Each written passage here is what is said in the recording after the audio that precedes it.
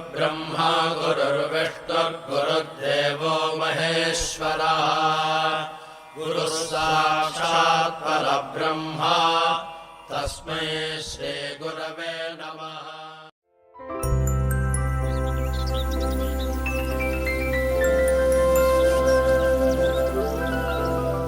ഓം ശ്രീ സായിരാം. പ്രശാന്തി നിലയത്തിൽ നിന്നും സ്നേഹപൂർവം സായിരാം.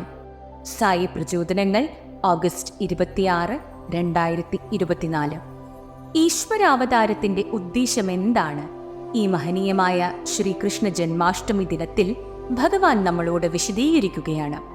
ആ സന്ദേശം ഉൾക്കൊള്ളാൻ നമുക്ക് സാധിക്കട്ടെ. പ്രേമസ്വരൂപരെ, ധർമ്മ സംസ്ഥാപനാർത്ഥായ സംഭവാമി യുഗേ യുഗേ.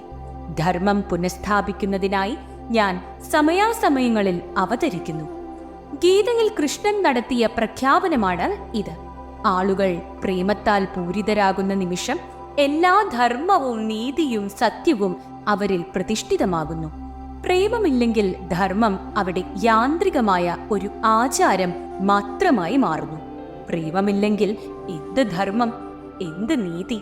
അങ്ങനെയുള്ള ധർമ്മവും നീതിയും ജീവനില്ലാത്ത വെറും ശവങ്ങൾ പോലെയാണ്. പ്രേമമാണ് ജീവിതം. പ്രേമമില്ലെങ്കിൽ മനുഷ്യന് ഒരു നിമിഷം പോലും നിലനിൽക്കാൻ കഴിയുകയില്ല. അത്യുന്നതനായ ഈശ്വരന്റെ സ്വരൂപമാണ് പ്രേമം. മനുഷ്യനെ പ്രേമം എന്താണെന്ന് പഠിപ്പിക്കാനാണ് കൃഷ്ണനും മറ്റെല്ലാ അവതാരങ്ങളും ഇവിടെ വന്നിട്ടുള്ളത്. കാലദേശ പരിസ്ഥിതികൾക്കനുസൃതമായി ഈശ്വരന് വിവിധ രൂപനാമങ്ങൾ നൽകപ്പെട്ടിട്ടുണ്ട്. ആ വ്യത്യാസങ്ങളെല്ലാം കുട്ടികളെ തൃപ്തിപ്പെടുത്താൻ പഞ്ചസാര കൊണ്ട് നിർമ്മിക്കുന്ന പല തരത്തിൽപ്പെട്ട മിഠായികൾ പോലെയാണ്. മയിൽ, നായ, കുറുക്കൻ തുടങ്ങിയ പല രൂപങ്ങളോട് കൂടിയവയായിരിക്കുമെങ്കിലും ആ മിഠായികളിലെല്ലാം പൊതുവായിട്ടുള്ളത് പഞ്ചസാരയാണ്. മനുഷ്യജന്മത്തിന്റെ ദിവ്യതയെക്കുറിച്ച് മാനവരാശിയെ ബോധ്യപ്പെടുത്തുന്നതിനാണ് കാലാകാലങ്ങളിൽ അവതാരങ്ങൾ സംഭവിക്കുന്നത്. 1991 സെപ്റ്റംബർ 2 ഭഗവാൻ നടത്തിയ ദിവ്യ പ്രഭാഷണത്തിൽ നിന്നുള്ള പ്രസക്ത ഭാഗം.